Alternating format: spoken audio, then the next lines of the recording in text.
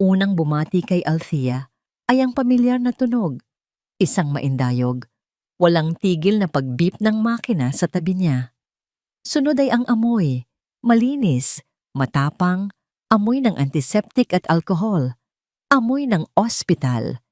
Sinubukan niyang imulat ang kanyang mga mata. Iyon ang sandaling gumuho ang kanyang mundo dahil nakabukas na pala ang mga ito. Isang makapal at ganap na kadiliman ang bumalot sa kanya. Hindi ito ang dilim ng gabi o ng isang kwartong walang ilaw. Ito ay isang kawalan. Isang blankong espasyo kung saan dapat ay may liwanag. Walang boses na lumabas sa kanyang lalamunan. Nanuyo ito at masakit.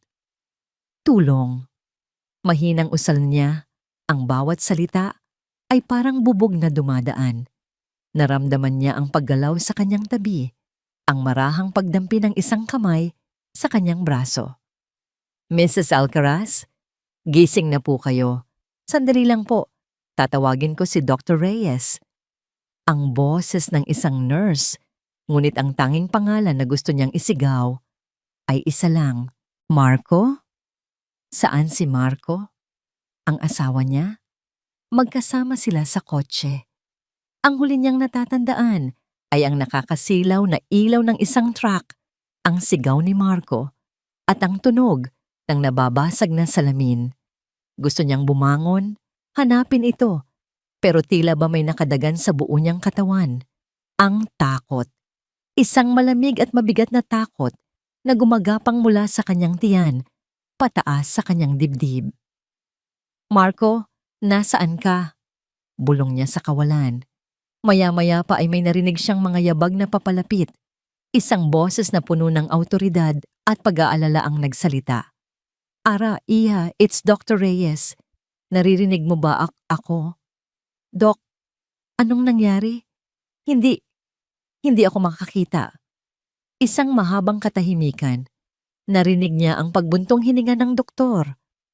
Nagkaroon ka ng matinding pinsala sa iyong ulo dahil sa aksidente, Ara. Naapektuhan nito ang iyong mga optic nerves. We did everything we could. Pero, huminto ang doktor na tila naghahanap ng tamang salita. Ngunit alam na ni Ara, nararamdaman na niya ang bigat ng mga salitang hindi pa binibitawan. Pero ano, Doc? Sabihin niyo na. The damage is permanent. I'm so sorry, Ara. Hindi ka na makakakitang muli. Ang mga salita ay tumagos sa kanyang pandinig, ngunit hindi agad na unawaan ng kanyang isipan. Permanent. Hindi na makakakita. Bulag. Parang may humila sa sahig na kanyang kinatatayuan at nahulog siya sa isang bangin na walang katapusan. Ang pag-beep ng makina ay tila lumayo. Ang mga tunog sa paligid ay naglaho. Ang tanging natira ay ang malakas na dagundong ng kanyang puso at ang kadilimang mas lalo pang umitim sa kanyang harapan. Hindi. Napailing siya. Ang mga luha ay nagsimulang mamuo sa kanyang mga mata na wala namang nakikita. Hindi totoo yan.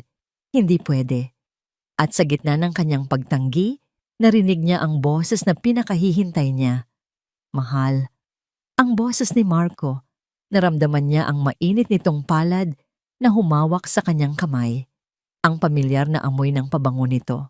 Agad siyang napakapit dito na para bang ito ang tanging magliligtas sa kanya mula sa pagkalunod. Marco, totoo ba? Sabihin mo sa akin, hindi totoo ang sinasabi nila. Narinig niya ang isang pigil na paghikbi. Naramdaman niya ang paghalik nito sa kanyang noo, basa ng mga luha nito. Shh! Nandito lang ako, mahal. Nandito lang ako, sabi ni Marco. Basag ang boses. Kahit anong mangyari, hindi kita iiwan. Magkasama nating haharapin to. Pangako. Ang mga salita ni Marco ang naging kanyang kanlungan. Ang sakit at takot ay naroon pa rin, ngunit ang presensya ng kanyang asawa ay nagbigay sa kanya ng kapiraso ng pag-asa. Umiyak siya ng umiyak sa mga bisig nito hanggang sa maubos ang kanyang lakas. Ang pagod at ang bigat ng lahat ay dahan-dahang humila. Sa kanya patungo sa antok. Sa pagitan ng pagiging gising at tulog, habang nakahilig pa rin sa dibdib ni Marco, narinig niya ang marahang pagbukas ng pinto. "Sir Marco?" Isang babaeng boses ang bumulong. Oras na po para sa gamot ni Ma'am Althea. Naramdaman niya ang marahang pag-alis ni Marco. Inakala niyang lalabas ito para kausapin ang yaya, ngunit nanatili ang mga ito malapit sa pinto. Nag-uusap sa mahinang-mahinang tinig. "Kamusta na siya?" tanong ng babae. "Ayon sa plano," sagot ni Marco. Ang boses ay iba na. Wala na ang lungkot at pag-aalala. Napalitan ito ng isang bagay na malamig at kalkulado. Naniwala siya sa lahat ng sinabi ni Dr. Reyes. "Mabuti naman," sabi ng babae, na may halong ginhawa sa boses. Kilala niya ang boses na yon. Si Bianca, ang private nurse na kinuha ni Marco para sa kanya. "Sigurado ka bang hindi na talaga siya makakakita?" "Siguradong sigurado. Ngayon, kailangan na lang nating maghintay. Konting tiis na lang. Kapag nakuha na natin ang insurance, lahat ng problema natin tapos na." "Insurance? Anong sinasabi nila?" "Paano ang gamot?" tanong ni Bianca. "Tulad ng napag-usapan, idagdag mo lang ng paunti-unti sa eye drops niya araw-araw. Siguraduhin mong walang makakahalata." Dr. Reyes assured me na hindi ito madedetect sa anumang pagsusuri, sagot ni Marco. Ang bawat salita ay parang suntok sa sikmura ni Althea. Ang pintig ng kanyang puso ay biglang bumilis, hindi dahil sa takot, kundi dahil sa isang katotohanang mas masakit pa sa anumang sugat. Ang kanyang mapagmahal na asawa, ang kanyang tagapagligtas, ang lalaking nagpaplano ng kanyang kamatayan. Naramdaman niya ang pagbalik ni Marco sa kanyang tabi. Naramdaman niya muli ang paghaplos nito sa kanyang buhok. "Matulog ka lang, mahal. Paggising mo, gagaan din ang pakiramdam mo." Malambing na bulong nito. Gusto niyang sumigaw. Gusto niyang magwala. Gusto niyang sabihin na narinig niya ang lahat. Pero pinigilan niya ang kanyang sarili. Nanatili siyang tahimik, pinakiramdaman ang bawat paghinga, at hinintay na umalis ang mga ito. Nang marinig niya ang pagsara ng pinto at muling bumalik ang katahimikan, dahan-dahan niyang iminulat ang kanyang mga mata sa kadiliman. Ngunit sa pagkakataong ito, may iba na. Sa ilalim ng siwang ng pinto, may isang manipis, bahagyang guhit ng liwanag na nagmumula sa pasilyo. Hindi siya bulag, hindi siya ganap na bulag. At sa gabing iyon, sa loob ng madilim na kwarto ng ospital, isang plano ang nabuo sa isipan ni Althea. Kung ang asawa niya ay kayang magpanggap na isang anghel, kaya niyang magpanggap na isang walang malay na biktima. Hahayaan niya silang isagawa ang kanilang masamang balak. At sisiguraduhin niyang bawat isa sa kanila ay magbabayad. Pagkatapos, ang footage mula sa pagbalik ni Bianca na may dalang gamot, ang pag-uusap nila, ang pagpapanggap niya, ang pagbagsak ng baso, at sa dulo ng recording, narinig niya ang boses ni Bianca. Hindi niya narinig ito sa personal. Ito ay sa video recording. Si Bianca ay nakikipag-usap sa telepono. Nangyari ang kaunting aberya. Narinig ni Althea ang boses ni Bianca, mababa ngunit malinaw. "Pero ayos lang. Sigurado akong hindi niya ako pinaghihinalaan. Napakababaw niya. Basta, siguraduhin mo lang na handa ang lahat sa araw na yon." Ang araw na yon, bulong ni Althea sa sarili. Ang araw na yon ay ang kanilang wedding anniversary. Ang araw kung kailan pinlano nilang tapusin siya. "Hindi ko hahayaang mangyari iyan," galit na bulong niya. Narinig niya ang boses ni Bianca na muling nagsalita sa telepono. "Masyado na tayong nag-aksaya ng oras dito. Kailangan nating bilisan." Hindi ko na matiis na makita pa ang pagmumukha niya. Lalo na't nasa bahay pa siya ng mga Reyes. Ang lahat ng pagdurusa ng pamilya namin ay dahil sa kanila. Malapit na ang araw ng pagbabayad. Puno ng puot ang bawat salita. Nahinto si Althea sa kanyang paghinga. Pagdurusa? Pamilya? Reyes? Nagbalik sa kanyang alaala Ang isang malalim na gabi, ilang taon na ang nakalipas. Ang kanyang ama, na karaniwang masayahin, ay nasa kanyang opisina, mukhang malalim ang iniisip. Narinig niya ang pag-uusap ng kanyang ama sa kanyang ina tungkol sa isang kasong kinasasangkutan ng isang kumpanya. Isang kumpanyang pag-aari ng isang pamilyang Salvador. Nagkaroon ng business dispute ang Reyes Realty, ang kumpanya ng kanyang pamilya, sa isang maliit na kumpanya. Nanalo ang kanyang ama sa kaso. Hindi niya gaanong pinansin noon dahil bata pa siya. Ngunit naaalala niya na may malalim na paghihirap ang pamilyang natalo sa kaso. Ngayon, ang lahat ay nagsimulang maging malinaw. Ang pamilyang Salvador, si Bianca Salvador. Ito ay hindi lamang tungkol sa insurance at pagtataksil. Ito ay tungkol sa paghihiganti.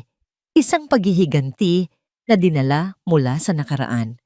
Mas malalim ang plano ni Bianca kaysa sa inakala niya. Ito ay personal. Pumikit si Althea. Ang kanyang mga kamay ay nanginginig. Hindi lang pala si Marco ang kanyang kalaban. May kasaysayan pala ito. Ang lahat ng matatamis ng ngiti ni Bianca, ang kanyang pagiging maasikaso, ay pawang pagpapanggap lamang. Isang maskara upang itago ang isang pusong puno ng galit at puot. Ngunit may isang bagay na hindi alam si Bianca. Hindi niya alam na may kakayahan si Althea na makakita. At hindi niya alam na ang bawat galaw niya ay naire-record. Nilapag ni Althea ang telepono. Tiningnan niya ang kanyang kwintas. Ang munting kamera ay tila nagsisilbing kanyang mata. Nagtatala ng bawat katotohanan. Napatingin siya sa kisame, sa dilim. Ang bahagyang guhit ng liwanag sa ilalim ng pinto ay nagpapaalala sa kanya na mayroon pa ring pag-asa. Mayroon pa ring liwanag sa kabila ng lahat. Ngunit ang liwanag na yon ay hindi magiging sapat. Kailangan niyang maging mas matalino, mas matapang, at mas mapanganib. Ang kanyang buhay ay nakasalalay sa kanyang pag-arte. At sa gabing iyon, sa isang mansyon na puno ng pagtataksil at mga sikreto, isang babae, baboy, na dating bulag sa katotohanan ang nagsimulang magplano ng kanyang sariling paghihiganti. Alam niya na ang susunod na araw ay magiging simula ng isang mapanganib na laro. Isang laro ng cat and mouse. At sa larong iyon, hindi siya ang magiging mouse. Ang gabi ay hindi nagdala ng kapayapaan kay Marco Alcaraz habang mahimbing na natutulog si Ara sa kanilang silid na tila isang anghel na walang kaalam-alam sa masamang balak sa kanya. Si Marco naman ay gising na gising. Ang kanyang utak ay puno ng ingay, ang boses ng kanyang mga pinagkakautangan, ang pangako ng kayamanan, at ang malamig na boses ni Bianca na patuloy na nagtutulak sa kanya. Bumangon siya mula sa kama, maingat na inilagay ang unan sa gilid ni Ara upang hindi ito magising. Dahan-dahan siyang lumabas ng kwarto. Ang kanyang mga yabag ay halos hindi marinig sa malambot na karpet. Nagtungo siya sa kanyang study room, isang silid na dating kanlungan ng kanyang mga pangarap. Ngayon ay naging piitan ng kanyang mga problema. Umupo siya sa kanyang swivel chair. Ang kanyang mga mata ay nakatitig sa mga financial reports na nakakalat sa mesa. Pula. Lahat pula. Ang kanyang mga investments sa stock market ay bumagsak. Ang kanyang mga business ventures ay isa-isang nalugi. At ang pinakamasahol sa lahat, ang kanyang addiction sa online gambling ay lumamon na sa lahat ng natitirang niya. Isang malakas na ring ang pumunit sa katahimikan ng gabi. Ang kanyang cellphone. Tiningnan niya ang caller ID. Unknown number. Pinigilan niya ang kanyang paghinga. Alam niya kung sino ito. Sumagot siya. Ang kanyang boses ay pilit na pinatigas. Hello? Marco Alcaraz. Akala ko ba sa susunod na buwan, ha? Nasa 1 linggo na lang ang deadline mo. Nasaan na ang pera namin? Isang baritong boses ang umalingaw-ngaw sa kabilang linya, puno ng pagbabanta. Nanlamig ang kanyang mga kamay. Nag-aayos na ako. May inaasahan lang akong malaking halaga. Sa lalong madaling panahon, babayaran ko kayo. Huwag mo kaming idaan sa pabalik-balik, Marco. Kilala namin ang pamilya mo. May kapatid ka, di ba? May magulang ka pa ba? Baka gusto mong ipaabot namin ang aming mensahe sa kanila? Ang boses ay lalo pang lumamig at may bahid na ng pagbabanta. Naramdaman ni Marco ang paglamig ng pawis sa kanyang likod, ang kanyang pamilya. Hindi niya pwedeng hayaang madamay ang mga ito. Hindi. Huwag niyo silang idamay. Makukuha niyo ang pera niyo. Bigyan niyo lang ako ng kaunting panahon. 1 linggo, Marco. 1 linggo. Kung wala pa rin ang pera, kami na ang bahala sa iyo. Ang tawag ay naputol. Nyugyog ni Marco ang kanyang ulo. Ang kanyang mga kamay ay nanginginig. 1 linggo. Kailangan niyang tapusin ang plano. Ngayon na. Napatingin siya sa isang litrato sa kanyang mesa. Ang litrato nilang mag-asawa, masaya at nakangiti sa araw ng kanilang kasal. Si Ara, ang kanyang Althea, ang babaeng mahal na mahal niya noon. O mahal pa rin ba? Hindi niya alam. Ang damdamin niya ay naging magulo. May bahid ng guilt. May bahid ng pagkaawa. Ngunit ang takot sa kanyang mga pinagkakautangan ay mas matindi. Ang pangako ni Bianca, ang pangarap ng isang bagong buhay. Naalala niya ang unang beses na nakita niya si Bianca sa isang bar. 1 taon na ang nakalipas. Siya ay nalulugi na noon, naghahanap ng paraan para makabangon. Si Bianca, isang yaya noon, sa isang bahay, ay lumapit sa kanya. Sir Marco, nabalitaan ko po ang nangyari sa inyong investments, sabi ni Bianca. Ang kanyang mga mata ay matalim, ngunit may bahid ng pagkaawa. Napakaswerte niyo po kay Ma'am Ara. Malaki po ang kanyang insurance kapag may nangyaring masama sa kanya. Noon, nagulat siya. Nagalit pa nga. Paano nasabi ni Bianca yon? Ngunit ang mga salita ay tumatak sa kanyang isipan. Pinag-aralan niya ang lahat. Ang kanilang kasal ay may prenuptial agreement. Ang lahat ng ari-arian niya ay kanya. Ang lahat ng ari-arian ni Ara ay kanya. Ngunit ang buhay ni Ara ay may insurance policy na napakalaki. Policy na ang beneficiary ay siya. Sa simula, hindi niya magawa. Minahal niya si Ara, ngunit habang lumalaki ang kanyang mga utang, habang lumalala ang kanyang kalagayan, ang ideya ay lalong naging kaakit-akit, ang madaling paraan palabas. At si Bianca ang nagtulak sa kanya, ang nagbigay ng detalye, ang nag-udyok. Kung gusto mo talagang makalaya sa mga problema mo, Sir Marco, minsan kailangan mong gumawa ng matitinding desisyon, sabi ni Bianca. Ang kanyang mga mata ay tila nangungusap. Hindi ka naman mahihirapan. Ako na ang bahala sa lahat. Basta, makakawala lang tayo sa impyernong ito. Naisip niya ang sarili, ang pagiging CEO ng isang kumpanya na nagpapanggap lang. Ang mga ngiti sa social media, habang sa likod nito ay isang buhay na puno ng pagkukunwari at kahirapan. Ang lahat ng ito ay matatapos sa insurance ni Ara. Napatingin siya sa kisame. Ang kanyang puso ay kumikirot. Ginagawa niya ito hindi lamang para sa sarili niya, para sa kanila ni Bianca, para sa isang bagong buhay na walang utang, walang problema. Bumalik siya sa kwarto, tahimik siyang umakyat sa kama. Niyakap niya si Ara mula sa likod. Ang init ng katawan nito ay bumalot sa kanya. Naramdaman niya ang amoy ng shampoo nito, ang amoy ng kanyang balat. Nararamdaman niya ang guilt. Ngunit ang guilt ay walang laban sa takot at sa pangako ng isang bagong simula. Patawarin mo ako, mahal, bulong niya sa buhok ni Ara. Ang kanyang boses ay halos hindi marinig. Ginagawa ko lang ito para sa ating lahat. Ngunit ang ating lahat ay hindi na kinabibilangan ni Ara. Kinaumagahan, habang nag-aalmusal, pinagmasdan ni Marco si Ara na dahan-dahang kumakain. Ang kanyang mga kamay ay kumakapa sa mesa. Pinilit niyang magpakita ng pagmamahal at pag-aalaga. Mahal, gusto mo pa ba ng kape?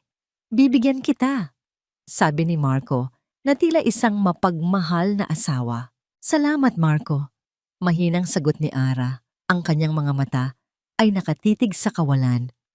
Maya-maya pa, dumating si Bianca. May dala itong isang maliit na bote at isang tray ng mga gamot. Sir Marco, Ma'am Ara, oras na po para sa mga maintenance medicines ni Ma'am, sabi ni Bianca. Ang kanyang boses ay tila napipilitan. Tiningnan ni Marco ang bote. Ang bote ng eye drops. Alam niyang ito ang huling yugto ng kanilang plano. Ang gamot na dahan-dahang papatay kay Ara. Sige Bianca, ikaw na ang bahala kay Ara, sabi ni Marco pilit ng ngiti. Ngunit ang kanyang mga mata ay tila nanlalamig. Kailangan ko pa kasing tawagan si Dr. Reyes. Kung okay lang kayo, kailangan ko siyang kausapin tungkol sa recovery ni Ara. Hindi siya tumitingin kay Ara, ngunit nararamdaman niya ang titig nito. Isang titig na puno ng pagtitiwala. Isang titig na ginagawang mas mabigat ang kanyang konsensya. Lumabas siya ng dining room, nagtungo sa hardin, ngunit hindi si Dr. Reyes ang tatawagan niya. Tatawagan niya ang isa sa kanyang mga tauhan, siguraduhin na handa na ang lahat. At nang nasa labas na siya, narinig niya ang boses ni Bianca mula sa dining room. Ma'am Ara, halika na po. Oras na po para sa gamot niyo, sabi ni Bianca. Ang kanyang boses ay pinalambing, ngunit may bahid ng pananabik. Alam ni Marco na ang araw na yon ay magiging isang mahalagang araw. Hindi ito matatapos ng walang gulo. Kailangan niyang maging handa para sa lahat. Ang sikat ng araw na tumatagos sa kurtina ay hindi nakapagbigay ng ginhawa kay Althea. Sa halip, lalo nitong pinalalim ang anino ng pagtataksil na bumabalot sa kanya. Narinig niya ang pag-alis ni Marco. Ang pagmamadali sa kanyang mga yabag ay nagpapahiwatig ng kanyang pagkabalisa. At pagkatapos noon, ang boses ni Bianca. Ma'am Ara, halika na po. Oras na po para sa mga maintenance medicines nyo, sabi ni Bianca. May bahid ng pananabik sa kanyang boses. Nasa dining table si Althea. Kunwari ay abala sa kanyang almusal. Naramdaman niya ang presensya ni Bianca na lumalapit. Ang amoy ng antiseptic ay mas matapang ngayon at naramdaman niya ang pagdampi ng mga daliri ni Bianca sa kanyang braso. Andito na po ang eye drops niyo, ma'am, sabi ni Bianca. Ang kanyang boses ay tila napipilitan. Ito na rin po ang mga bitamina niyo. Buksan niyo na lang po ang bibig niyo. Binuksan ni Althea ang kanyang bibig. Naramdaman niya ang pagdampi ng daliri ni Bianca sa kanyang labi habang inilalagay ang tableta. Ngunit ang kanyang atensyon ay nasa eye drops. Sige po, ma'am. Tingala po kayo, utos ni Bianca. Pinilit ni Althea na itingala ang kanyang ulo. Naramdaman niya ang pagbukas ng takip ng maliit na bote. Ang kanyang puso ay kumalabog ng malakas. Alam niya na ito na ang lason. Ang unang patak. Kailangan niyang pigilan ito ngayon. Nag-isip siya ng mabilis. Kailangan niya ng diversion. Isang bagay na hindi nila maiisip. Bianca, teka, medyo masakit ang ulo ko, sabi ni Althea. Ang kanyang boses ay mahina, halos hindi marinig. Medyo hilo ako. Okay lang po ba kayo, Ma'am Ara? Baka meron po kayong lagnat? Tanong ni Bianca. Ang kanyang boses ay hindi nagpapakita ng anumang pag-aalala. Kailangan ko ng tubig. Malamig na tubig, Bianca. Pakiusap. Pilit niyang sabi. Ang kanyang kamay ay kumakapas sa mesa. Nagbuntong hininga si Bianca, ngunit umalis din ito. Narinig niya ang mga yabag nito papalabas ng kusina. Ang kanyang puso ay kumalabog ng malakas. Ilang segundo lang ang meron siya. Habang naghihintay, ginamit niya ang kanyang mga daliri upang diskretong pindutin ang record button sa kanyang kwintas. Nang bumalik si Bianca, may dalang baso ng malamig na tubig. Eto na po, ma'am, sabi ni Bianca. Inilagay ang baso sa kanyang kamay. Hinawakan ni Althea ang baso. Ang kanyang mga kamay ay nanginginig, hindi dahil sa sakit ng ulo, kundi dahil sa tensyon. Alam niya na ang susunod na hakbang ay kailangan niyang gawin nang walang aberya. Salamat, Bianca, sabi ni Althea. Pilit ng ngiti. Ininom niya ang tubig, ngunit nang itaas niya ang baso sa kanyang labi, aksidenteng nadulas ito sa kanyang kamay. Crash! Ang baso ay nahulog sa sahig, nabasag. Ang tubig ay kumalat sa buong mesa at sa sahig. Ang bote ng eye drops ay tumalsik mula sa tray. At nahulog din, nabasag. Ang matapang na amoy ng gamot ay kumalat sa hangin. Ay Diyos ko, Ma'am Ara, ano po ba yan? Sigaw ni Bianca. Ang kanyang boses ay puno ng galit at pagkagulat. Napakakalma ko na po lahat dito. Pinilit ni Althea na magpakita ng pagkahiya. Pasensya na Bianca, hindi ko kasi nakita. Nadulas lang sa kamay ko. Sorry. Narinig niya ang mga yabag ni Marco na nagmamadaling bumalik sa dining room. Anong nangyari dito? Galit na tanong ni Marco. Ang kanyang mga mata ay nanlalaki. Si Ma'am Ara po, sir. Nadulas po ang baso sa kamay niya. At nabasag din po ang eye drops niya. Reklamo ni Bianca. Ang kanyang mukha ay puno ng frustration. Tiningnan ni Marco ang basag na bote ng eye drops. Nakita ni Althea ang isang bahagyang kunot sa noo ni Marco. Ang pagkairita ay malinaw. Hindi dahil sa pag-aalala sa kanya, kundi dahil sa pagkabigo sa plano. Kumuha ka ng panibagong bote, Bianca, at siguraduhin mong hindi na mauulit to. Utos ni Marco. Ang kanyang boses ay malamig. Opo, sir. Sagot ni Bianca. Nagmamadaling maglinis ng kalat. Nang gabing iyon, matapos ang hapunan, at nang makasigurado si Althea na wala nang nakikinig, kinuha niya ang kanyang cellphone at ang kwintas. Pinlay niya ang recording. Narinig niya ang lahat. Ang pag-uusap nila, ang kanyang pagpapanggap, ang pagbagsak ng baso, at ang pagkabigo sa boses ni Marco at Bianca. Ngunit may isang bagay pa. Nang pumasok si Bianca sa kwarto para mag-ayos ng gamit, narinig niya itong kausap sa telepono. Kailangan natin ng panibagong bote, yung mas epektibo. Ayaw niyang mamatay ng madali. Sabi ni Bianca sa kabilang linya. Si Dr. Reyes na lang ang bahala. Sabihin mo sa kanya, kailangan na nating tapusin ito bago ang anniversary. Nanlamig si Althea. Anniversary. 5 taon. Ang kanyang puso ay kumalabog. Ngayon, sigurado na siya. Ang laso na yon ay hindi lang para sa kanyang mga mata, kundi para sa kanyang buhay. At si Dr. Reyes na nagdiagnosis sa kanya na bulag ay kasabwat din. Isang matinding galit ang bumalot sa kanya. Hindi lang sila nagpapanggap na nag-aalala, kundi sila rin ang nagtutulak sa kanya sa kamatayan. Nang gabi ring iyon, habang nakahiga si Althea sa kanyang kama, ang kanyang mga mata ay nakatingin sa kisame. Ang kanyang kamay ay mahigpit na nakakapit sa kanyang kwintas. Ito na ang huling hantungan. Ang anniversary. Ang araw kung kailan pinlano nilang wakasan ang kanyang buhay. Ngunit hindi niya hahayaang mangyari iyon. Hindi niya hahayaang magwagi ang kasamaan. Kailangan niyang maging mas matalino, mas mabilis, at mas mapanganib. Ang pagdating ni Dr. Reyes sa mansyon ay dapat na nagdala ng pag-asa. Ngunit para kay Althea, ang bawat yabag nito ay parang martilyo na tumatama sa kanyang dibdib. Ang lalaking nagbigay sa kanya ng diagnose na magpapabago ng kanyang buhay ang siyang kasabwat sa pagpaplano ng kanyang kamatayan. Ma'am Ara, nandito na po si Dr. Reyes para sa inyong check-up. Ang boses ni Bianca ay puno ng pagmamadali na tila sabik na matapos ang lahat. Pinilit ni Althea na magpakita ng ngiti kahit na ang loob niya ay kumukulo. Sige Bianca, papasukin mo siya. Pumasok si Dr. Reyes, sinundan ni Marco at Bianca. Ang boses ni Dr. Reyes ay puno ng pag-aalala, tulad ng dati. Kamusta ka, Ara? Masakit pa ba ang ulo mo? Tanong ni Dr. Reyes. Ang kanyang mga kamay ay marahang humawak sa kanyang pulso. Medyo, Doc.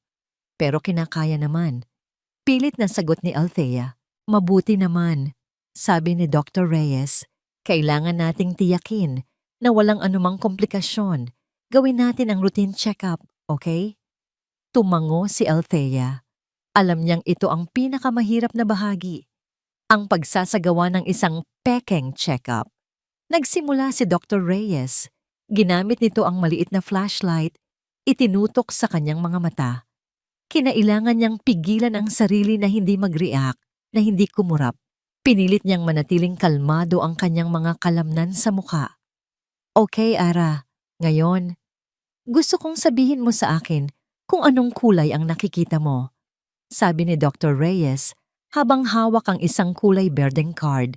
Pinilit ni Althea na alalahanin ang mga sagot na kanyang nakita sa internet tungkol sa mga pagsusuri ng bulag. Dilim, Doc, puro dilim. Okay, sige. Ito naman. Inilipat ni Dr. Reyes ang isa pang card, kulay asul. Dilim pa rin po, sagot ni Althea. Tumango si Dr. Reyes. Mukhang tama nga ang hinala ko. Walang pagbabago. Narinig niya ang pagbuntong hininga ni Marco at Bianca. Isang hininga ng ginhawa, isang hininga na nagpakulo ng kanyang dugo. Habang abala si Dr. Reyes sa pagkuha ng kanyang blood pressure, marahan niyang pinindot ang record button sa kanyang kwintas. Marco, maaari mo ba kaming iwan ni Ara? Kailangan ko lang siyang kausapin tungkol sa mga susunod na hakbang sa kanyang therapy. Sabi ni Dr. Reyes. Sige po, Doc. Bianca, samahan mo muna ako sa labas. May tatawagan lang ako. Utos ni Marco. Narinig niya ang pag-alis ni na Marco at Bianca. Bumalik ang katahimikan sa kwarto, ngunit alam ni Althea na hindi siya nag-iisa. Ang kanyang kwintas ay nakasabit sa kanyang leeg, nagre-record ng bawat salita. Araiha, mahinang sabi ni Dr. Reyes. Ang kanyang boses ay mas bumaba. Napakaswerte mo kay Marco. Hindi kanya iniiwan. Pinilit ni Althea na ngumiti. Oo nga po, Doc. Sobrang nagpapasalamat po ako sa kanya. Mabuti naman, sabi ni Dr. Reyes. Alam mo, Ara, ang buhay ay puno ng mga pagsubok. Ngunit sa huli, ang pag-ibig ang magliligtas sa iyo. Ang mga salita ni Dr. Reyes ay parang suntok sa kanyang sikmura. Ang irony ay nakakapanggigil. Salamat po sa mga payo niyo, Doc, sabi ni Althea. Ang kanyang boses ay halos hindi na lumalabas. Maya-maya pa, narinig niya ang pagbukas ng pinto. Bumalik si Marco. Tapos na po ba kayo, Doc? O Doc? Tanong ni Marco. Ang kanyang boses ay masayahin. Oo, Marco. Tapos na kami. Ngayon, may gusto lang akong sabihin sa'yo. Sabi ni Dr. Reyes, ang kanyang boses ay bumaba. Pwede mo ba akong samahan sa labas? Ayaw kong marinig ni Ara. Sige po, Doc, sagot ni Marco. Narinig niya ang pag-alis ni Dr. Reyes at Marco. Ang kanyang puso ay kumalabog ng malakas. Alam niya na ito na ang sandali. Ang sandali kung kailan maglalabas ang totoo. Pinikit ni Althea ang kanyang mga mata. Ngunit ang kanyang kwintas ay nakatala pa rin. Ilang minuto ang lumipas. Narinig niya ang pag-uusap nila mula sa labas ng pinto. Kamusta na, Doc? Tanong ni Marco. Ayon sa plano, Marco, malapit na. Konting tiis na lang. Sabi ni Dr. Reyes. Salamat, Doc. Hindi ko alam kung paano kami makakabayad sa'yo. Sabi ni Marco. Walang anuman, Marco. Basta siguraduhin mong matatapos na ang lahat sa lalong madaling panahon. Sabi ni Dr. Reyes. Nakuha mo na ba ang bagong bote? Oo, Doc. Mas malakas daw ang epekto nito. Hindi ito madedetect. Sagot ni Marco. Magaling.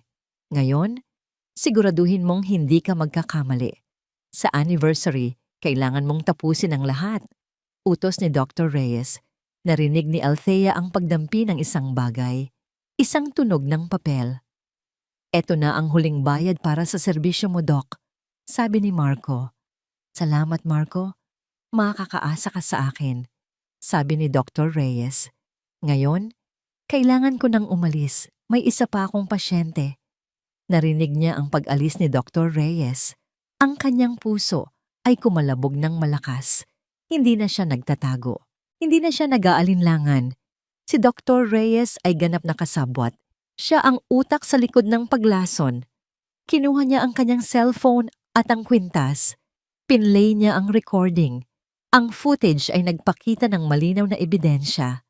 Si Marco na nag-aabot ng isang makapal na sobre kay Dr. Reyes at ang pag-uusap nila, ang kanilang plano, ang kanilang pagtataksil. Nagsimulang tumulo ang kanyang mga luha, hindi dahil sa kalungkutan, kundi dahil sa galit. Isang galit na kumukulo sa kanyang dibdib. Isang galit na nagbibigay sa kanya ng lakas. Nang gabing iyon, habang nakahiga si Althea sa kanyang kama, ang kanyang mga mata ay nakatingin sa kisame. Ang kanyang kamay ay mahigpit na nakakapit sa kanyang kwintas. Hindi na siya ang dating Althea, ang bulag na Althea. Siya ngayon ay isang Althea na nakakakita ng lahat ng kasamaan sa paligid niya at handa na siyang lumaban. Ang pagbubunyag sa pagiging kasabwat ni Dr. Reyes ay tila nagbukas ng isa pang pintuan sa isipan ni Althea. Hindi na lang ito tungkol sa pera at pagtataksil ni Marco. May mas malalim pa. At alam niya, ang susi sa mas malalim na misteryong ito ay si Bianca. Nang gabing iyon, matapos masiguro na tulog na si Marco at Bianca, dahan-dahang bumangon si Althea. Ang mansyon ay tahimik. Ang tanging maririnig ay ang tibok ng kanyang puso. Kung dati, ang dilim ay kanyang kalaban, ngayon, ito ang kanyang kasama. Nagtatago sa kanyang mga lihim.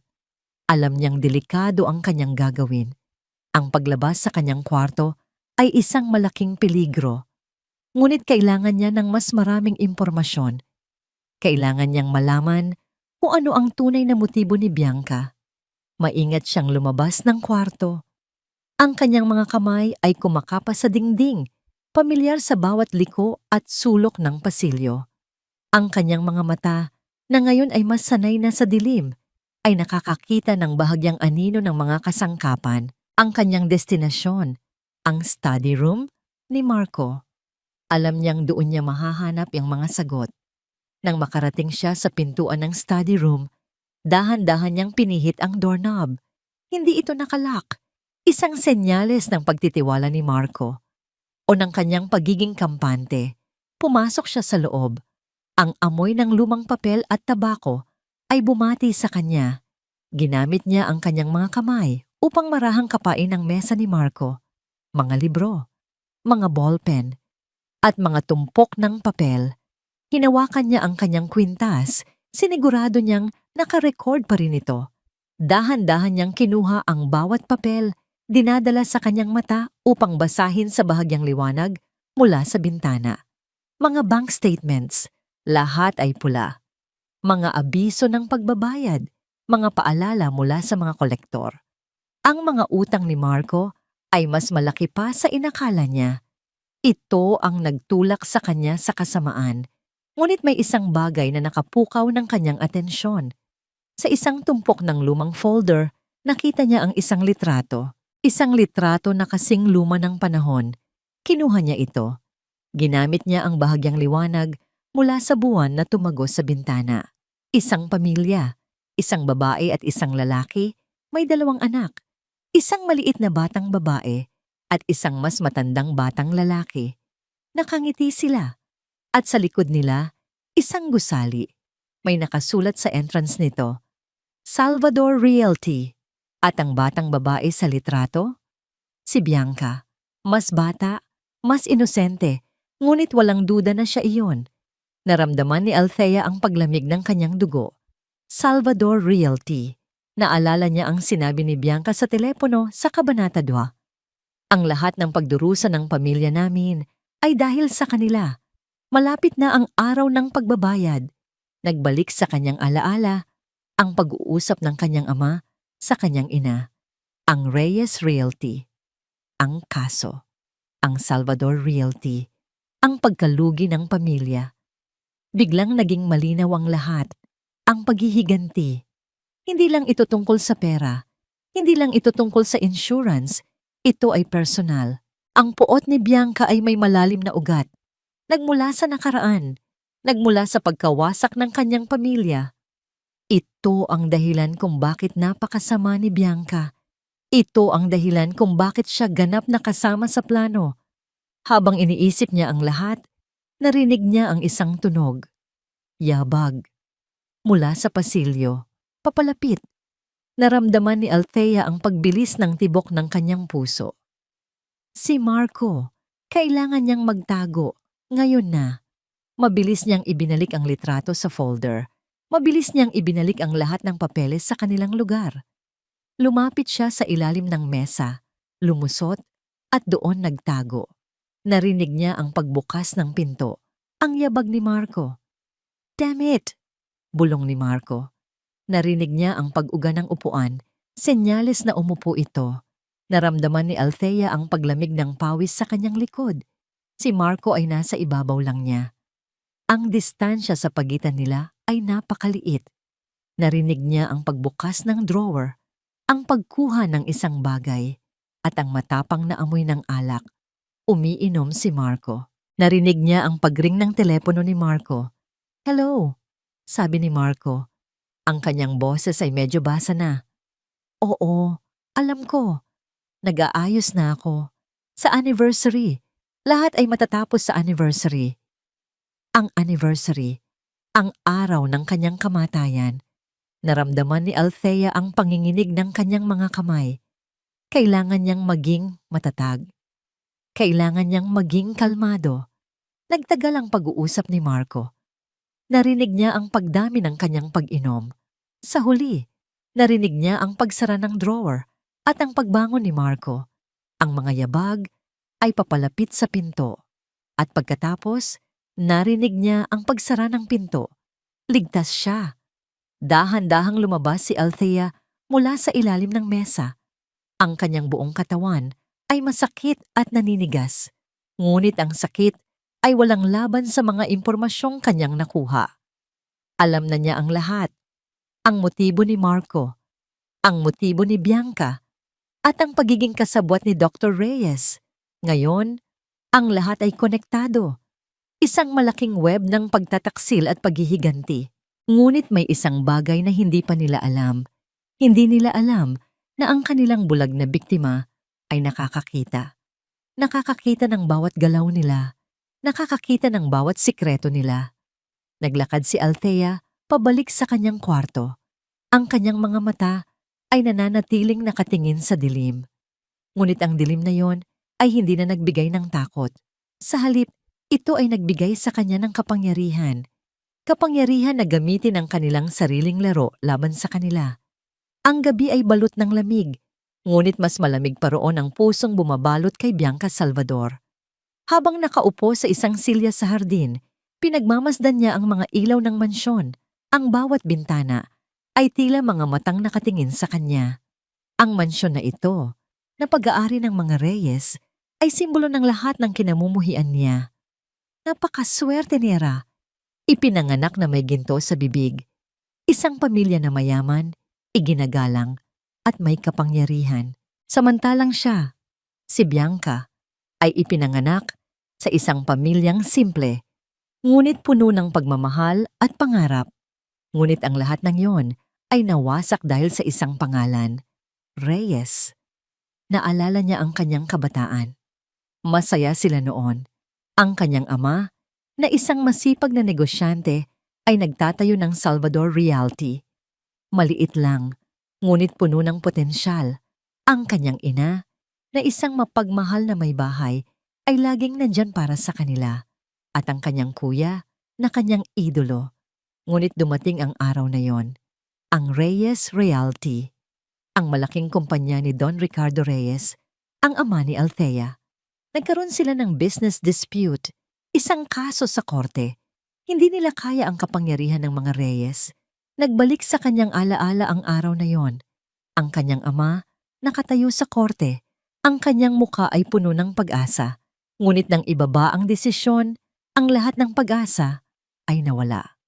"Patawad, anak," ang sabi ng kanyang ama. Ang kanyang boses ay basag habang niyakap siya. Wala na tayo. Wala na ang kumpanya natin. Nawasak ang kanyang pamilya. Nagsara ang Salvador Realty. Ang kanyang ama ay nagkasakit at namatay. Ang kanyang ina ay nagtrabaho bilang labandera. Ang kanyang kuya ay umalis upang maghanap ng trabaho sa ibang bansa at hindi na nakabalik. At ang lahat ng ito ay dahil sa mga Reyes. Umikot ang kanyang paningin sa mansyon, ang mga mamahaling kasangkapan, ang mga gintong palamuti, ang mga artworks na nagkakahalaga ng milyon-milyon. Ang lahat ng ito ay dapat sana ay kanila. Pumasok siya sa loob. Nagtungo siya sa kwarto ni na Marco at Althea. Bumukas siya ng cabinet ni Althea. Ang mga designer clothes, ang mga mamahaling bags, ang mga alahas.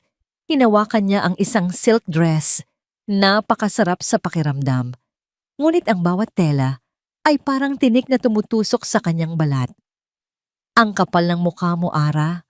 Bulong niya sa salamin. Ang kanyang mukha ay puno ng puot. Ang lahat ng ito ay dapat sana ay akin. Nararamdaman niya ang pagkainis. Si Ara, ang kanyang pagiging inosente, ang kanyang pagiging walang alam, ang kanyang pagiging bulag. Bulag. Isang ngiti ang sumilay sa kanyang labi. Isang ngiti na puno ng panlilibak.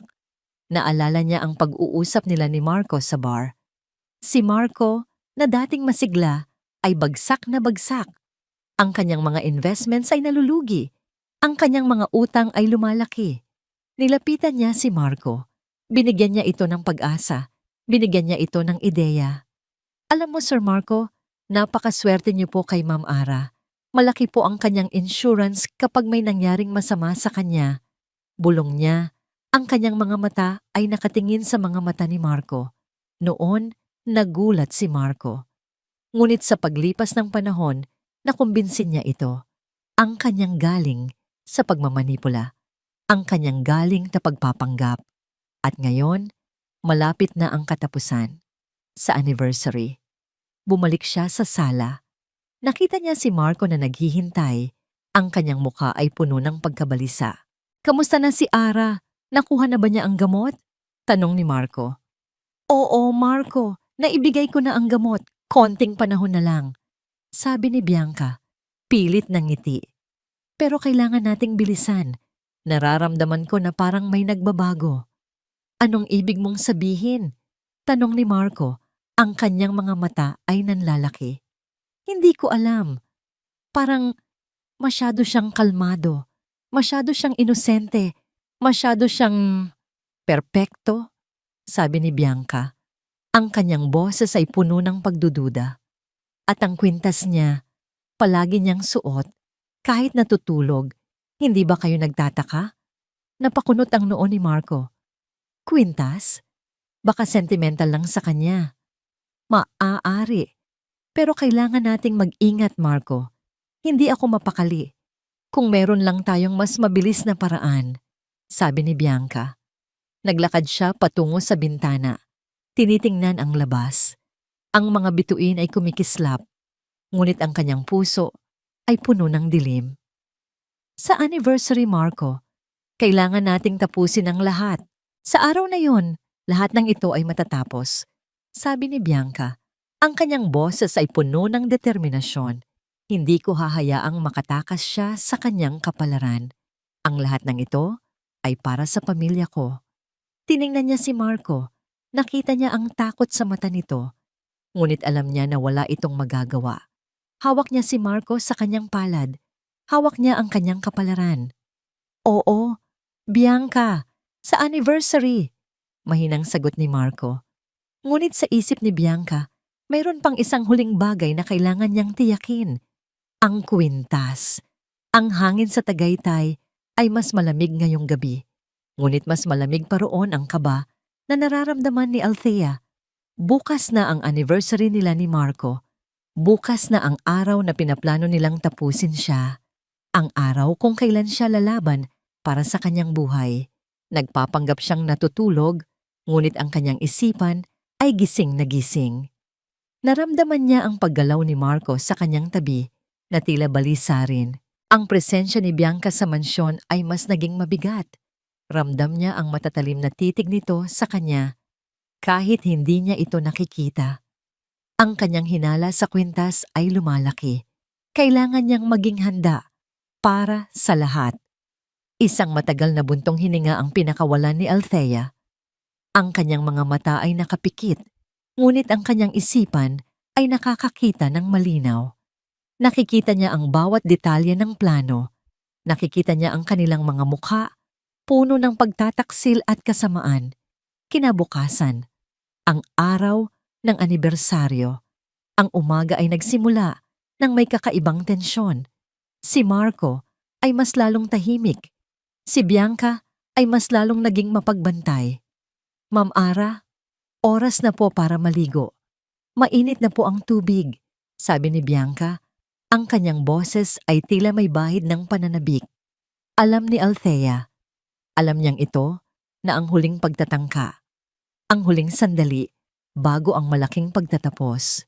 Pumunta sila sa banyo. Ang amoy ng mamahaling sabon at shampoo ay bumati sa kanya. Nagpapanggap si Althea na kailangan niya ng tulong. Pwede mo ba akong tulungan, Bianca? Medyo hirap ako sa pagtanggal ng zipper ko. Pakiusap niya. Lumapit si Bianca sa kanya.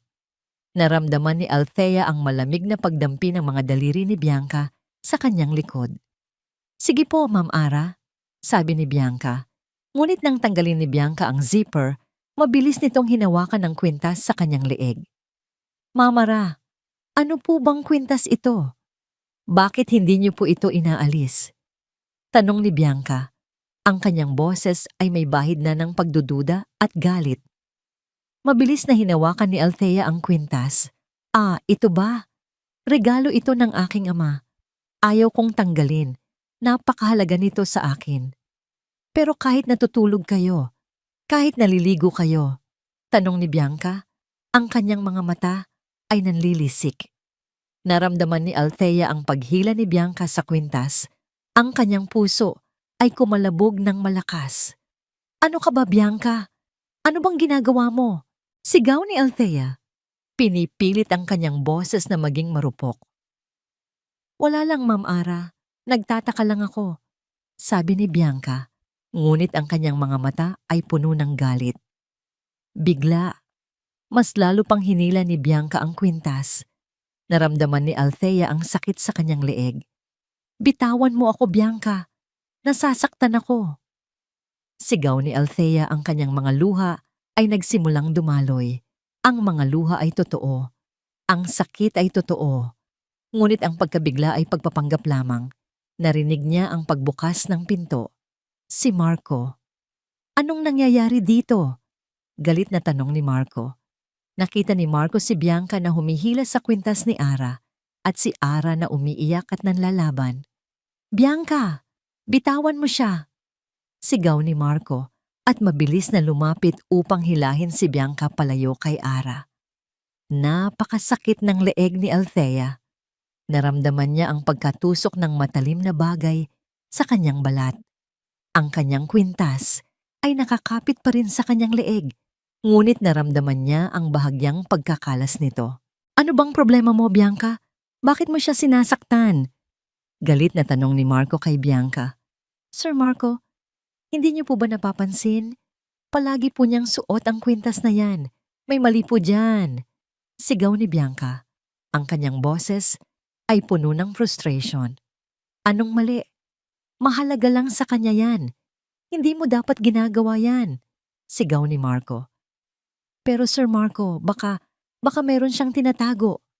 Stop it, Bianca. Masyado kang paranoid. Hindi ka ba nag-iisip? Ngayon na ang anniversary namin at gusto mo lang guluhin ang lahat. Naramdaman ni Althea ang pagyakap ni Marco sa kanya. Okay ka lang ba, mahal? Pasensya na sa kanya. Pinilit ni Althea na umakto na natatakot. Okay lang ako, Marco. Huwag ka nang mag-alala. Narinig niya ang pag-alis ni Marco at si Bianca ay sumunod. Nagrereklamo pa rin. Naiwan si Althea na mag-isa sa banyo. Ang kanyang leeg ay masakit. Hinawakan niya ang kwintas. Mayroon itong bahagyang UP. Ngunit gumagana pa rin. Ngayon, sigurado na siya. Naramdaman ni Bianca ang pagbabago. Naramdaman nito ang panganib. Kinuha niya ang kanyang cellphone. Pinlay niya ang recording. Narinig niya ang pag-uusap nila. Ang kanyang pagsigaw. Ang galit ni Bianca. Ang pagdating ni Marco. Sa anniversary na lang, Marco. Isang liwanag lang, isang munting patak, at tapos na ang lahat. Narinig niya ang boses ni Bianca na nagsasalita kay Marco sa labas ng pinto. Kailangan nating tapusin ang lahat sa champagne glass niya. Champagne glass, ang toast. Naramdaman ni Althea ang paglamig ng kanyang dugo. Ito na ang huling gabi. Bukas, ang grand celebration at ang kanyang kamatayan. Ngunit hindi siya susuko. Naupo siya sa sahig ng banyo, ang kanyang likod ay nakasandal sa malamig na pader. Ang kanyang mga luha ay patuloy na dumadaloy, hindi dahil sa takot, kundi dahil sa galit. Isang galit na nagpapatigas sa kanyang puso. Ang kanyang buhay ay isang dula. At bukas, ang pinakamalaking eksena sa lahat. Tiningnan niya ang kanyang kwintas. Ito ang kanyang tiket. Ang kanyang ebidensya. Ang kanyang pag-asa. Ang madaling araw ng kanilang anibersaryo ay nagdala ng bagong lakas kay Althea.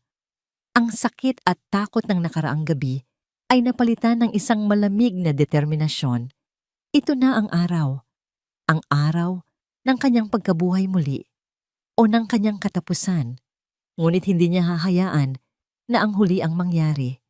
Habang mahimbing na natutulog si Marcos sa tabi niya, dahan-dahang bumangon si Althea. Ang kanyang mga mata ay nanatiling nakatitig sa dilim, ngunit sa isipan niya, nakikita niya ang lahat ng malinaw. Ang unang hakbang, maingat siyang bumaba sa kama. Nagtungo siya sa kanyang study table kung saan nakatago ang kanyang laptop. Ang laptop na dati ay ginagamit niya para sa kanyang mga passion, ngayon ay gagamitin niya para sa kanyang kaligtasan. Inilabas niya ang kanyang kwintas. Maingat niyang kinabit ang micro USB adapter sa kanyang laptop, ang mga video files, ang lahat ng ebidensya, ang lahat ng pagtataksil. Nagsimula siyang mag-copy ng mga files. Ang bawat video clip ay parang isang piraso ng puzzle, unti-unting bumubuo ng isang nakakagimbal na larawan. Ang pag-uusap ni Marco at Bianca sa ospital. Ang pagtanggi ni Dr. Reyes sa kanya na bulag. Ang pag-uusap ni Bianca sa telepono tungkol sa paghihiganti. Ang pag-aabot ng pera ni Marco kay Dr. Reyes. At ang huling pag-uusap tungkol sa champagne glass. Mahaba ang proseso. Ang kanyang mga daliri ay mabilis na gumalaw sa keyboard, habang ang kanyang mga mata ay nanatiling alerto sa kanyang paligid. Nang matapos ang pag-copy, inilagay niya ang lahat sa isang USB flash drive, ang kanyang sandata, ang kanyang ebidensya. Kinuha niya ang kanyang cellphone. Mayroon siyang isang number na nakalagay sa speed dial. Ang kanyang abogado, Attorney David Santos, ang matagal ng kaibigan ng kanyang pamilya, isang lalaking mapagkakatiwalaan niya. Nag-type siya ng isang mensahe. Maikli. Diretso sa punto. Attorney Santos, kailangan ko ng tulong. ASAP. May package na darating. Special code? Project Hope. Ang Project Hope ay ang kanilang code word. Isang code na kanilang ginamit noon sa isang laro noong bata pa siya, na nangangahulugang kailangan niya ng tulong sa isang krisis. At ngayon, ito na ang pinakamalaking krisis sa kanyang buhay. Nag-book siya ng isang courier service online. Express delivery, diretso kay Atty. Santos. Kinailangan niyang siguraduhin na ang USB ay makakarating sa tamang kamay. Nang matapos ang lahat, ibinalik niya ang kanyang laptop sa taguan nito. Itinago niya ang kwintas sa loob ng kanyang damit at naghintay. Maya-maya pa, narinig niya ang paggalaw ni Marco. Nagising na ito. "Mahal, gising ka na?" Tanong ni Marco. Ang kanyang boses ay tila may pagtataka. Pinilit ni Althea na ngumiti. "Oo, Marco. Excited na ako sa anniversary natin. 5 taon na tayo." Lumapit si Marco sa kanya. Niyakap siya. Ngunit ang yakap ay malamig. Ang kanyang mga salita ay walang laman. "Ako rin, mahal. Ang pinakamagandang anibersaryo," sabi ni Marco. Ang kanyang boses ay may bahid ng guilt. Nang makaligo si Althea, pumunta siya sa kanyang walk-in closet. Dati, ang pagpili ng damit ay isang masayang bagay. Ngayon, ito ay isang pahayag. Hinawakan niya ang kanyang mga damit, ang mga kulay, ang mga tela. Sa huli, pinili niya ang isang puting gown. Simple, ngunit elegante. Ito ay isang puting gown na binili niya para sa isang espesyal na okasyon, ngunit hindi niya nasuot. Ngayon, ito na ang oras. Isang puting gown, tulad ng isang anghel. Ngunit ang anghel na ito ay hindi mapupunta sa langit. Ang anghel na ito ay babalik upang maningil. Dumating si Bianca sa kwarto, dala ang kanyang makeup kit.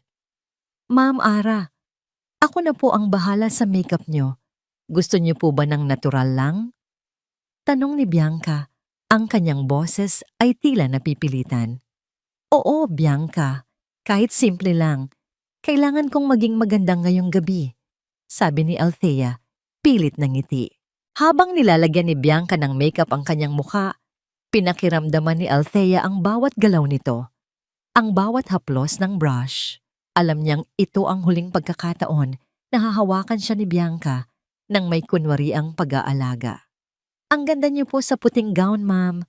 Para po kayong isang anghel, sabi ni Bianca. Ang kanyang boses ay tila may bahid ng panlilibak. Tumango si Althea. Ngumiti siya. Salamat, Bianca. Ikaw rin. Maganda ka rin. Sana maging masaya ka rin. Tiningnan siya ni Bianca sa salamin. Isang matalim na tingin. Oo, Mamara. Magiging masaya ako. Magiging masaya ako sa gabing ito. Sabi ni Bianca. Ang kanyang mga mata ay kumikinang sa kakaibang liwanag. Naramdaman ni Althea ang isang bahagyang nanangiti na sumilay sa kanyang labi. Ako rin, Bianca.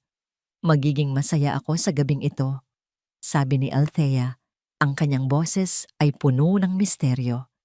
Dahil ito ang gabing hindi natin malilimutan. Lahat tayo. Tiningnan ni Bianca si Althea sa salamin. Isang tingin na puno ng pagtataka. Ngunit mabilis itong nawala. Nang matapos ang lahat, lumabas si Althea mula sa kwarto. Ang kanyang puting gown ay kumikinang sa ilaw. Ang kanyang mukha ay kalmado, ngunit ang kanyang mga mata ay puno ng apoy. Bumaba siya sa hagdan, alalay ni Marco. Ang mga bisita ay nagsimulang dumating. Ang musika ay naglalaro. Ang lahat ay perpekto. Ngunit alam ni Althea na ang perpektong gabi na ito ay magiging isang malaking bangungot para sa ilan. Ang grand ballroom ng mansyon ay puno ng mga bisita. Ang maliliwanag na ilaw ng chandelier ay kumikinang, sumasalamin sa bawat mukha ng mga taong nagtipon. Ang masayang musika ay umaalingaw-ngaw. Ang mga tawanan ay nagpuno sa hangin. Sa panlabas, isa itong perpektong pagdiriwang ng ika-5 anibersaryo ng kasal nina Althea at Marco. Ngunit para kay Althea, ito ay ang entablado para sa isang dula, ang kanyang dula. Nakaupo si Althea sa kanyang wheelchair sa tabi ni Marco sa gitna ng silid. Ang kanyang puting gown ay nagbigay sa kanya ng isang aura ng inosensya na tila isang anghel na walang kaalam-alam sa masamang balak sa kanya. Ang kanyang mga mata ay nakatitig sa kawalan, nagpapanggap na bulag. Ngunit sa kanyang loob, ang kanyang mga mata ay matalim. Sinusuri ang bawat galaw sa paligid. Si Marco, sa kanyang tabi, ay ngumingiti, nakikipag-usap sa mga bisita. Ngunit sa bawat ngiti, nakikita ni Althea ang isang bahid ng kaba. Alam niya, malapit na. Maya-maya pa, tumayo si Marco. Kinuha niya ang mikropono. Ang musika ay huminto. Ang lahat ng mata ay nakatutok sa kanya. Maraming salamat sa inyong lahat sa pagdalo sa aming ika-5 anibersaryo ng kasal, sabi ni Marco. Ang kanyang boses ay puno ng emosyon. 5 taon na ang lumipas. 5 taon ng pagmamahalan, pag-aalaga at pagsubok. Tumingin si Marco kay Althea. Ang kanyang mga mata ay puno ng kunwariang pagmamahal. Ang aking asawa, si Althea, ang aking ilaw, ang aking buhay. kahit na nahaharap kami sa matinding pagsubok. Sa pagkawala ng kanyang paningin, nanatili siyang matatag. Ang kanyang lakas ay nagbibigay sa akin ng inspirasyon. Siya ang aking muse, ang aking lahat, sabi ni Marco. At narinig ni Althea ang ilang paghikbi mula sa mga bisita. Mga pekeng luha, mga pekeng salita. Lumapit si Marco kay Althea. Kinuha niya ang isang baso ng champagne mula sa waiter. Ang baso na yon, ang baso na may lason. Kaya ngayong gabi, gusto kong i-toast ang aking asawa sa pagmamahalan natin. Mahal. Sa walang katapusang pagmamahalan natin, sabi ni Marco. Inabot ang baso kay Althea. Hinawakan ni Althea ang baso. Naramdaman niya ang lamig ng kristal sa kanyang kamay. Ang kanyang puso ay kumalabog ng malakas. Ito na. Ang sandali ng katotohanan. Tiningnan niya si Marco. Ang kanyang mga mata ay puno ng guilt, ngunit meron ding determinasyon. Tiningnan niya si Bianca na nakatayo sa likod ni Marco. Ang kanyang mga mata ay puno ng pananabik. Ngumiti si Althea, isang matamis na ngiti. Ngunit sa likod ng ngiting iyon, mayroong isang malamig na kapasyahan. Nang ilapit ni Althea ang baso sa kanyang labi, biglang nangyari ang lahat. Ang mga malalaking flat-screen TV monitors na nakasabit sa bawat sulok ng ballroom ay biglang nag-flash. Ang musika ay huminto. Ang mga ilaw ay bahagyang dumilim. At sa bawat screen, nagpakita ang isang video. Ang unang eksena, si Marco at Bianca nagbubulungan sa ospital. Konting tiis na lang, kapag nakuha na natin ang insurance, lahat ng problema natin tapos na. Ang lahat ng bisita ay tahimik. Ang mga tawanan ay nawala. Ang mga ngiti ay naglaho. Ang sumunod na eksena, si Bianca, nakikipag-usap sa telepono. Ang lahat ng pagdurusa ng pamilya namin ay dahil sa kanila. Malapit na ang araw ng pagbabayad. Ang lahat ay nagulat. Ang mga bisita ay nagsimulang magbulungan. Ang sumunod na eksena, si Marco, nag-aabot ng makapal na sobre kay Dr. Reyes. Salamat, Doc. Hindi ko alam kung paano kami makakabayad sa iyo. Nagpatuloy ang mga video. Ang pagtatangka ng paglason sa eye drops. Ang pag-uusap ni Bianca at Marco tungkol sa champagne glass. Ang lahat ng ebidensya ay sunod-sunod na lumabas. Ang footage ay nagtatapos sa pag-uusap ni Marco at Bianca na may nakakakilabot na mga salita. Sa anniversary, Marco, kailangan nating tapusin ang lahat. Sa araw na yon, lahat ng ito ay matatapos. Ang ballroom ay balot ng isang malalim na katahimikan. Ang mga mukha ni Marco at Bianca ay puno ng pagkabigla at takot. Si Dr. Reyes na nakaupo sa isang mesa ay putlang-putla. Ang baso ng champagne ay nasa kamay pa rin ni Althea. Ang lahat ng mata ay nakatutok sa kanya. Dahan-dahan, itinabi ni Althea ang baso. Hindi niya ito ininom. At sa harap ng lahat ng bisita, sa harap ng kanyang asawa at ng kanyang mga kasabwat, dahan-dahang tumayo si Althea mula sa kanyang wheelchair. Naglakad siya patungo sa gitna ng ballroom. Ang kanyang mga mata, na dati ay bulag, ay nakatingin ng diretso sa mga mata ni Marco. Bago mo ako i-toast, Marco, sabi ni Althea, ang kanyang boses ay malinaw at matatag. Walang bahid ng kahinaan. Gusto ko lang malaman mo, mahal, nakikita ko ang lahat. Nakikita ko kayong lahat. At sa mga huling salita ni Althea, ang lahat ay tumayo. Nabigla. Ang dula ay tapos na. At ang katotohanan ay nabunyag. Isang nakabibinging katahimikan ang bumalot sa buong ballroom. Ang bawat hininga ay tila naririnig. Ang bawat tibok ng puso ay tila isang malakas na tambol. Ang mga salita ni Althea, nakikita ko kayong lahat, ay nanatiling nakalutang sa hangin. Isang matalim na punyal na tumusok sa puso ng 3 taong nasa gitna ng entablado ng kasinungalingan. Mula sa kanyang kinatatayuan, tiningnan ni Althea ang mga mukha nila. Nakita niya ang pagbagsak ng panga ni Marco. Ang kulay sa kanyang muka ay biglang nawala. Napalitan ng isang maputlang kulay abo. Ang kanyang mga mata, na kanina lang ay puno ng kunwariang pagmamahal, ay ngayon ay puno ng purong takot. Nakita niya si Bianca. Ang kanyang mga mata ay nanlaki sa hindi makapaniwalang pagkagulat. Ang kanyang bibig ay bahagyang nakabukas na tila may gusto siyang sabihin, ngunit walang boses na lumalabas. At si Dr. Reyes, ang kanyang profesional na maskara, ay tuluyang gumuho. Mabilis siyang tumayo. Ang kanyang mga mata ay ligaw na naghahanap ng madadaanan. Isang takas mula sa bangungot na ito.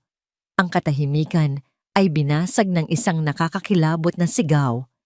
Sinungaling! Nagsisinungaling siya! Ang boses ni Bianca ay matinis at puno ng galit. Baliw siya. Naapektuhan na ng aksidente ang utak niya. Huwag kayong maniwala sa kanya. Ngunit huli na ang lahat. Ang ebidensya ay malinaw. Ang katotohanan ay nakalatag na. Kasunod ng sigaw ni Bianca ay ang isang malakas na pagbagsak. Napaluhod si Marco. Ang kanyang mga kamay ay nasa kanyang mukha. Ang kanyang mga balikat ay nanginginig sa isang tahimik ngunit marahas na pag-iyak. Ang kanyang mundo, na binuo sa kasinungalingan at pagkukunwari, ay gumuho sa isang iglap. Samantala, sinubukan ni Dr. Reyes na dahan-dahang umalis. Naglakad siya patungo sa isang pinto sa gilid, umaasang walang makakapansin. Ngunit ang mga mata ni Althea ay nakatutok sa kanya. At sa sandaling iyon, isang tunog ang pumunit sa tensyonadong hangin. Ang tunog ng mga sirena ng pulis. Paparating, papalapit, palakas ng palakas. Biglang bumukas ang mga pinto ng ballroom. Pumasok ang mga pulis. Ang kanilang mga uniforme ay isang malinaw na simbolo ng batas at kaayusan. Sa likod nila, isang pamilyar na mukha. Si Attorney David Santos, ang abogado ng pamilya Reyes. Ang kanyang mukha ay seryoso at determinado. Ang mga bisita ay nagsimulang magpanik, ngunit mabilis na inayos ng mga pulis ang sitwasyon. Bianca Salvador, Marco Alcaraz, Dr. Leo Reyes, arestado kayo para sa kasong attempted murder at conspiracy. Isang pulis ang sumigaw. Ang kanyang boses ay puno ng awtoridad. Lumapit ang dalawang pulis kay Bianca. Nagpumigla siya. Hindi. Wala akong kasalanan. Biktima lang ako. Siya ang masama. Sigaw ni Bianca. Itinuturo si Althea. Ngunit walang naniwala sa kanya. Kinaladkad siya palabas. Ang kanyang mga sigaw ay unti-unting humina. Si Dr. Reyes naman ay hinarang ng isa pang grupo ng pulis. Bago pa man siya makalayo, hindi siya nanlaban. Yumuko na lang siya. Ang kanyang mukha ay puno ng kahihiyan. Ang kanyang reputasyon, ang kanyang karera, ang kanyang buhay ay tapos na. At si Marco, nanatili siyang nakaluhod sa sahig, umiiyak. Dalawang pulis ang marahang nagtayo sa kanya. Habang dinadala siya palabas, huminto siya sa harap ni Althea. Tumingala siya. Ang kanyang mukha ay basa ng luha at pawis. Puno ng pagsisisi, puno ng pagkatalo. Ara, patawarin mo ako, halos pabulong niyang sabi. Ang kanyang boses ay basag. Tinitigan siya ni Althea. Sa sandaling iyon, wala siyang naramdamang galit. Wala siyang naramdamang paghihiganti. Tanging isang malalim na awa. Awa para sa isang lalaking minsan niyang minahal. Isang lalaking binalot ng kasakiman at takot. Huminga siya ng malalim. Pinapatawad kita, Marco, mahinahon niyang sabi. Tumingin siya ng diretso sa mga mata nito. Hindi para sa'yo, kundi para sa sarili ko, para makalaya na ako. Ang mga salita ay tumagos kay Marco. Isang huling paghikbi ang kumawala sa kanya. Bago siya tuluyang dinala palabas ng mga pulis. Nang mawala na sila, ang ballroom ay muling binalot ng katahimikan. Ngunit ngayon, ito ay isang katahimikan na may kasamang kaluwagan. Naglakad si Althea patungo sa balkonahe. Dahan-dahan niyang binuksan ang salaming pinto. Ang malamig na hangin ng Tagaytay ay humaplos sa kanyang mukha. Huminga siya ng malalim, pinupuno ang kanyang baga ng sariwang hangin. Ang hangin ng kalayaan. Tumingin siya sa kalangitan. Ang mga bituin ay kumikinang. Sa unang pagkakataon, sa loob ng mahabang panahon, naramdaman niyang tunay na buhay siya. Hindi na siya biktima, hindi na siya nagpapanggap. Siya si Althea, isang mandirigma, isang survivor. Narinig niya ang mga yabag na papalapit sa kanya. Si Attorney Santos, tumayo ito sa kanyang tabi, nakatingin din sa kalangitan. Tapos na, Ara, mahinang sabi nito.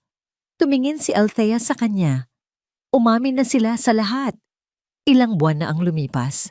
Ang malamig na hangin ng Tagaytay ay isa na lamang malayong alaala.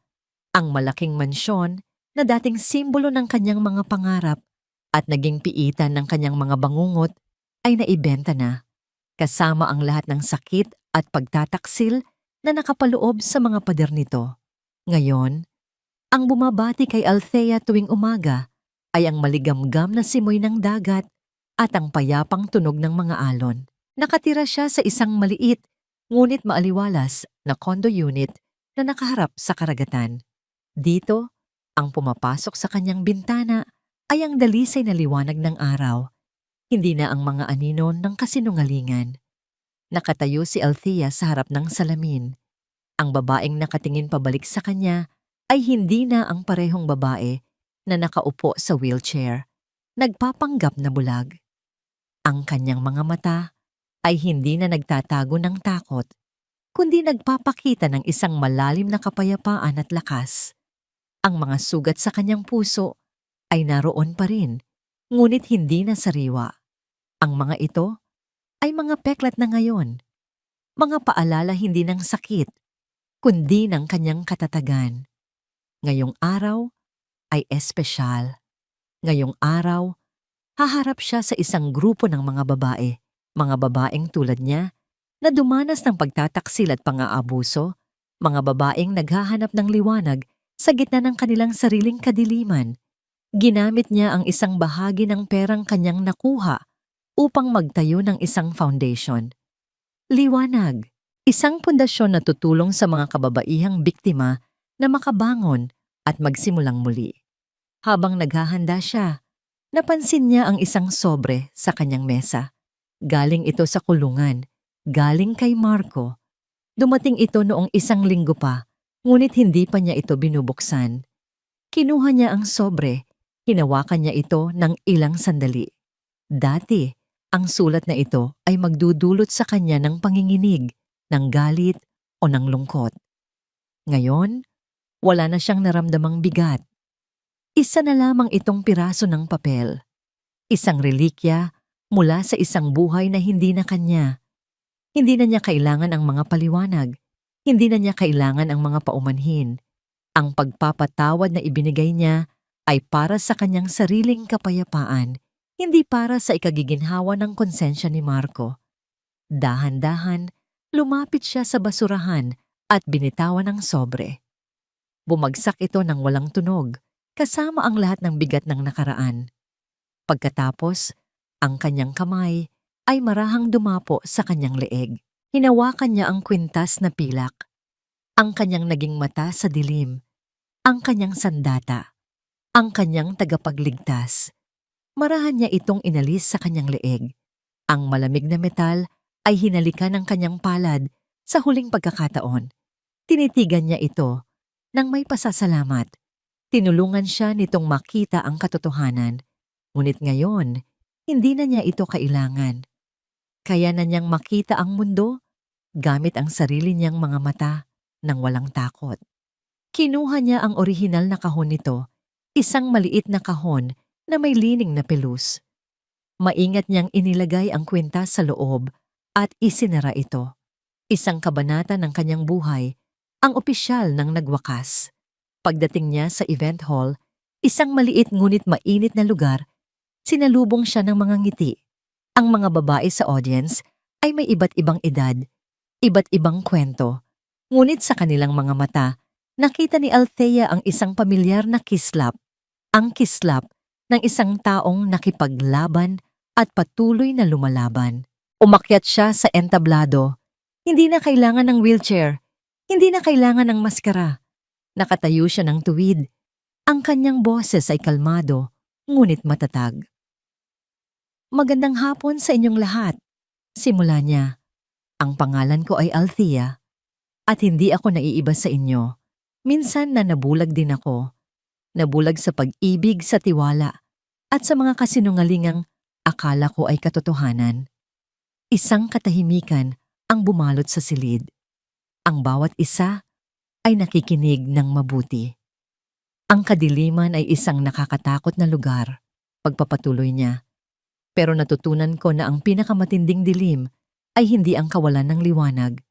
Ito ay ang presensya ng mga kasinungalingan. Ngunit ang pinakamatinding kasinungalingan sa lahat ay ang kasinungalingan na sinasabi natin sa ating sarili. Na mahina tayo, na wala tayong magagawa, na tayo ay biktima lamang. Tumingin siya sa bawat mukha sa audience. Pero hindi yun totoo. Sa loob ng bawat isa sa atin, mayroong liwanag. At ang liwanag na yon ay ang katotohanan. Ang katotohanan ng ating halaga. Ang katotohanan ng ating lakas. Nang piliin kong harapin ang katotohanan, gaano man ito kasakit, doon ko natagpuan ang aking sandata. Doon ko natagpuan ang aking kalayaan. Nagsimulang mamasa ang mga mata ng ilan sa mga nakikinig, ngunit hindi ito luha ng kalungkutan, kundi luha ng pag-asa. Kaya ngayon, narito ako sa harap ninyo hindi bilang isang biktima, kundi bilang isang survivor. At gusto kong malaman ninyo na kayo rin. Hindi tayo ang ating mga sugat. Hindi tayo ang mga taong nanakit sa atin. Tayo ang ating pagbangon. Tayo ang ating bagong simula. Isang masigabong palakpakan ang pumuno sa silid. Pagkatapos ng kanyang talumpati, maraming lumapit sa kanya, yumakap at nagpasalamat. Nang gabing iyon, pag-uwi niya sa kanyang kondo, pagod siya ngunit masaya. Isang uri ng kapayapaan ang bumalot sa kanya. Tumayo siya sa kanyang balkonahe, nakatanaw sa madilim na karagatan.